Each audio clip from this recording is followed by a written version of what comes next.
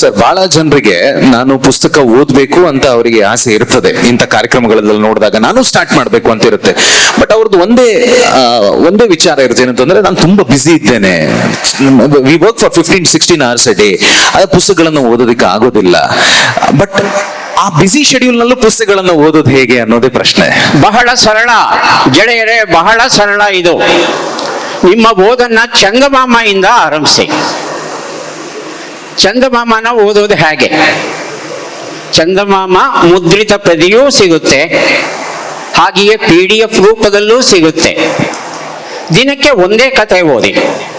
ಒಂದು ಕಥೆಯನ್ನ ಓದಲಿಕ್ಕೆ 5 ನಿಮಿಷಗಳಿಗಿಂತಲೂ ಹೆಚ್ಚು ಕಾಲ ಬೇಕಿಲ್ಲ, 5 ನಿಮಿಷ. ಒಂದು ದಿನದಲ್ಲಿ ಹೇಗಾದರೂ ಮಾಡಿ 5 ನಿಮಿಷಗಳ ಕಾಲವನ್ನ ಒಂದು ಚಂದಮಾಮ ಕಥೆಗೆ ಓದೋಕೆ ಮೀಸಲಿಟ್ಟೆ ಸಾಕು. ಇಡೀ ದಿನ ಆ ಕಥೆಯ ಬಗ್ಗೆ ಸಮಯ ಸಿಕ್ಕಾಗೆಲ್ಲ ಯೋಚನೆ ಮಾಡಲಿಕ್ಕೆ ಶುರು ಮಾಡಿ. ಚಂದಮಾಮ ಆದ ಮೇಲೆ ಪಂಚತಂತ್ರದ ಕಥೆಗಳು, ಹಿತೋಪದೇಶದ ಕಥೆಗಳು, ಇವೆಲ್ಲವನ್ನ ಓದಿ ಕೊನೆಗೆ ಮಂಕುತಿಮ್ಮನ ಕಗ್ಗವನ್ನ ತಗೊಳ್ಳಿ. ದಿನಕ್ಕೆ ಒಂದೇ ಕಗ್ಗ, ಬರೀ 4 ಸಾಲು, 4 ಸಾಲು. ಆ 4 ಸಾಲನ್ನ ಓದಕ್ಕೆ ಶುರು ಮಾಡಿ. ನಿಮಗೆ ಒಂದು ಹೊಸ ಅದ್ಭುತವಾದ ಪ್ರಪಂಚ ನಿಮ್ಮ ಕಣ್ಣು ಮುಂದೆ ತೆರೆಕೊಳ್ಳುತ್ತೆ.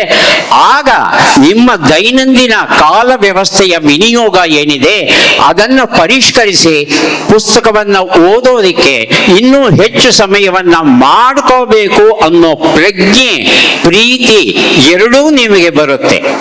ಹಾಗಾಗಿ ದಯವಿಟ್ಟು ಚಂದಮಾಮದಿಂದ, ಹಿತೋಪದೇಶದಿಂದ, ಪಂಚತಂತ್ರದಿಂದ ಮಂಕುತಿಮ್ಮನ ಕಗ್ಗಕ್ಕೆ ನೀವು ಬಂದ್ರೆ ಅದು ಕನ್ನಡ ಸಾಹಿತ್ಯದ ವಿಶಾಲ ಲೋಕ ಏನಿದೆ ಅಲ್ಲಿಗೆ ನಿಮ್ಮನ್ನ ಕೈ ಹಿಡಿದು ನಡೆಸಿಕೊಂಡು ಕರ್ಕೊಂಡು ಹೋಗುತ್ತೆ ಈ ಕಥೆಗಳು, ಈ ಪುಸ್ತಕಗಳು. Very nice. ಈ ಉತ್ತರಕ್ಕೆ ಜೋರಾಗಿ ಚಪ್ಪಾಳೆ ಬರ್ಬೇಕು. ಇದನ್ನೇ ನಾವು ಮಾಡಲ್ಲ. ನಾವು ಮಾಡ್ಬೇಕಾಗಿರೋದು ಬರೀ 5 ನಿಮಿಷ ಓದ್ಬೇಕು. ಸೋಮೇಶ್ವರ್ ಸರ್, ಒಂದು ಪ್ರಶ್ನೆ. ವಿಜ್ಞಾನ ಹೇಳುತ್ತೆ, ಯಾವುದೇ ಒಂದು ಅಭ್ಯಾಸವನ್ನ ನೀವು 21 ದಿನಗಳ ಕಾಲ ಮಾಡಿದ್ರೆ ನಂತರ it becomes a part of your life ಅಂತ. ಸೊ 21 ದಿನ ಚಂದಮಾಮದ ಒಂದೊಂದು ಪುಟದಲ್ಲಿರುವಂತ ಕಥೆಗಳನ್ನ ಓದಿದ್ರೆ 22nd ಡೇ ಇಂದ ವಿ ಬಿಕಮ್ ಅಡಿಕ್ಟೆಡ್ ಅಲ್ವಾ? ಅದಕ್ಕೆ ಖಂಡಿತ ಅಡಿಕ್ಟ್ ಆಗ್ತೀರಿ. ಡೋಪಮಿನ್ ಉತ್ಪಾದನೆ ಆಗುತ್ತೆ ಮಕ್ಕಳೇ.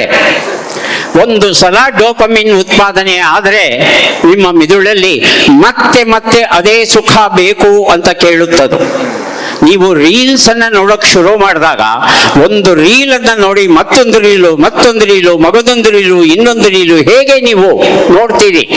ನೋಡುವ ಹಾಗೆ ಮಾಡೋದು ಒಂದು ನರರಾಸಾಯನಿಕ, ಒಂದು ನ್ಯೂರೋ ಟ್ರಾನ್ಸ್ಮಿಟರ್, ಒಂದು ಡೋಪಮಿನ್.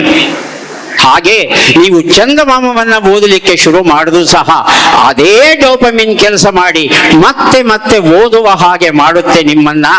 ಈ ಬಗ್ಗೆ ಮಧ್ಯಾಹ್ನ ಸಾಕಷ್ಟು ವಿಚಾರಗಳನ್ನ ತಿಳ್ಕೊಳ್ಳೋಣ. ಆದರೆ ಓದೋದಕ್ಕೆ ಮೊದಲು ಶುರು ಮಾಡಿ. ಒಂದು ಹೆಜ್ಜೆಯನ್ನ ನೀವು ಚಂದಮಾಮದ ಮೂಲಕ ಒಂದು ಹೆಜ್ಜೆಯನ್ನ ಮುಂದೆ ಇಟ್ಟರೆ ಆ ಒಂದು ಹೆಜ್ಜೆ ನಿಮ್ಮನ್ನ ಗೌರಿ ಶಂಕರದ ತುತ್ತ ತುದಿಗೆ, ಮೌಂಟ್ ಎವರೆಸ್ಟಿನ ತುತ್ತ ತುದಿಗೆ ಕರೆದುಕೊಂಡು ಹೋಗುವ ಹಾಗೆ ನಿಮಗೆ ಒಂದೊಂದೇ ಹೆಜ್ಜೆಯನ್ನ ನಡೆಸಿಕೊಂಡು ಹೋಗುತ್ತೆ ಈ ಪುಸ್ತಕಗಳು. A journey of 1000 miles begins with a single step ಅಂತ ಹೇಳಿದಾಗೆ ಆ ಮೊದಲ ಹೆಜ್ಜೆಯನ್ನ ಇಡಬೇಕಾಗಿದ್ದು ಈಗ, ಇವತ್ತೇ, ಈಗ ಈ ಕ್ಷಣದಲ್ಲೇ ನಾನು ಚಂದಮಾಮ ಓದ್ತೇನೆ ಅನ್ನೋ ನಿರ್ಧಾರವನ್ನ ದಯವಿಟ್ಟು ತಗೊಳ್ಳಿ. ಓಕೆ. ಸೊ ಯಾರಾದ್ರೂ ವಿದ್ಯಾರ್ಥಿಗಳು ಪ್ರಶ್ನೆ ಕೇಳೋರಿದ್ದಾರಾ? ಇದ್ರೆ ತಕ್ಷಣಕ್ಕೆ ಕೈ ಎತ್ತಿ. ಎಸ್ ಬ್ರದರ್, ಅಲ್ಲೇ ಎದ್ದು ನಿಂತು ನಿಮ್ಮ ಹೆಸರು ಹೇಳಿ, ಕ್ಲಾಸ್ ಹೇಳಿ, ಪ್ರಶ್ನೆ ಕೇಳಿ.